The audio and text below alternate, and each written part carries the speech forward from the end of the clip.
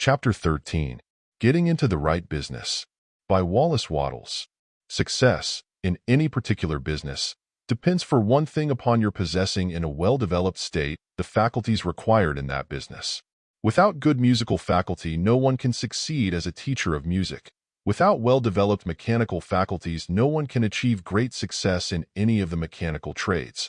Without tact and the commercial faculties, no one can succeed in mercantile pursuits. But to possess in a well-developed state the faculties required in your particular vocation does not ensure getting rich. There are musicians who have remarkable talent and who yet remain poor.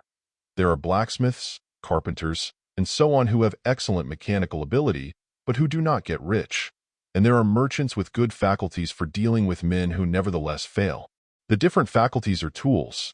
It is essential to have good tools, but it is also essential that the tools should be used in the right way. One man can take a sharp saw, a square, a good plane, and so on, and build a handsome article of furniture. Another man can take the same tools and set to work to duplicate the article, but his production will be a botch. He does not know how to use good tools in a successful way. The various faculties of your mind are the tools with which you must do the work which is to make you rich.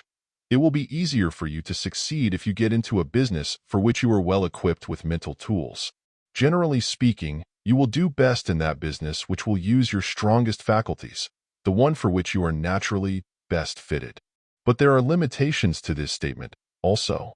No man should regard his vocation as being irrevocably fixed by the tendencies with which he was born. You can get rich in any business, for if you have not the right talent for it, you can develop that talent. It merely means that you will have to make your tools as you go along, instead of confining yourself to the use of those with which you were born.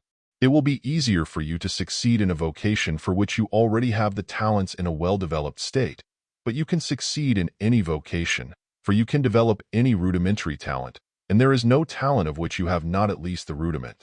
You will get rich most easily in point of effort, if you do that for which you are best fitted, but you will get rich most satisfactorily if you do that which you want to do. Doing what you want to do is life. And there is no real satisfaction in living if we are compelled to be forever doing something which we do not like to do, and can never do what we want to do. And it is certain that you can do what you want to do. The desire to do it is proof that you have within you the power which can do it. Desire is a manifestation of power. The desire to play music is the power which can play music seeking expression and development. The desire to invent mechanical devices is the mechanical talent seeking expression and development.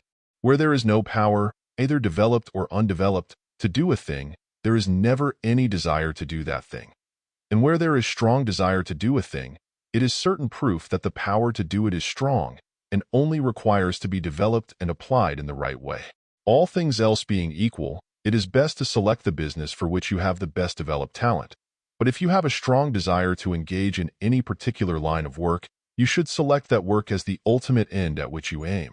You can do what you want to do, and it is your right and privilege to follow the business or avocation which will be most congenial and pleasant.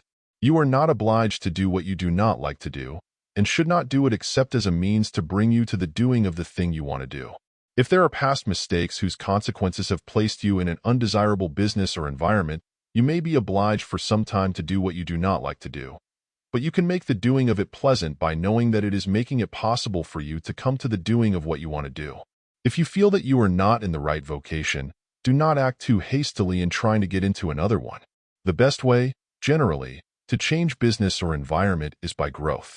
Do not be afraid to make a sudden and radical change if the opportunity is presented, and you feel after careful consideration that it is the right opportunity, but never take sudden or radical action when you are in doubt as to the wisdom of doing so.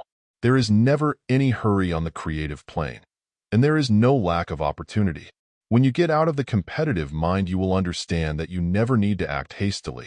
No one else is going to beat you to the thing you want to do. There is enough for all. If one place is taken, another and a better one will be opened for you a little farther on. There is plenty of time. When you are in doubt, wait. Fall back on the contemplation of your vision and increase your faith and purpose. And by all means, in times of doubt and indecision, cultivate gratitude. A day or two spent in contemplating the vision of what you want, and in earnest thanksgiving that you are getting it, will bring your mind into such close relationship with the Supreme that you will make no mistake when you do act. There is a mind which knows all there is to know, and you can come into close unity with this mind by faith and the purpose to advance in life if you have deep gratitude. Mistakes come from acting hastily, or from acting in fear or doubt, or in forgetfulness of the right motive, which is more life to all and less to none. As you go on in a certain way, opportunities will come to you in increasing number, and you will need to be very steady in your faith and purpose, and to keep in close touch with the All-Mind by reverent gratitude. Do all that you can do in a perfect manner every day, but do it without haste, worry, or fear. Go as fast as you can, but never hurry. Remember that in the moment you begin to hurry, you cease to be a creator and become a competitor. You drop back upon the old plane again. Whenever you find yourself hurrying, call a halt. Fix your attention on the mental image of the thing you want, and begin to give thanks that you are getting it. The exercise of gratitude will never fail to strengthen your faith and renew your purpose. End of chapter.